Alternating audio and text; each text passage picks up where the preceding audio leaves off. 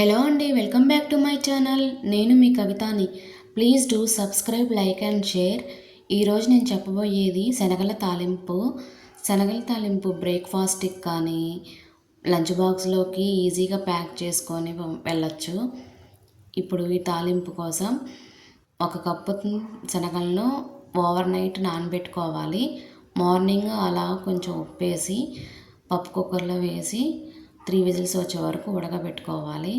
ఎంతో మంచి fibre, proteins ఇస్తుంది ఈ శనగల తాలింపు.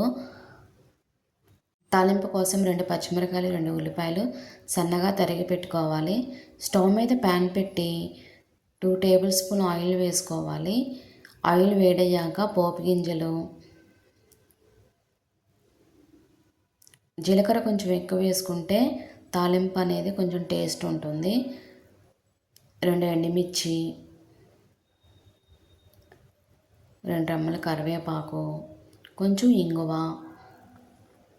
వేస్తేనే తాలింపులో కొంచెం టేస్ట్ పెరుగుతుంది. ఇప్పుడు ఉల్లిపాయలు, పచ్చిమిరకాయలు వేసుకొని 1 నిమిషం వేయించుకోవాలి. కొంచెం పసుపు వేసుకోవాలి. సాల్ట్, సరిపడినంత సాల్ట్ వేసుకొని చక్కగా 1 నిమిషం కలదిప్పాలి. ఎక్కువ వేగనివ్వద్దు. 2 నిమిషాలు అలా ఉంచి శనగలు వేసుకోవాలి.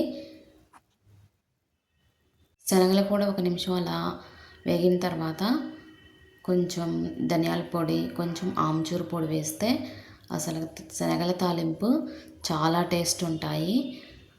ఒక్కసారి మీరు కూడా ట్రై చేయండి.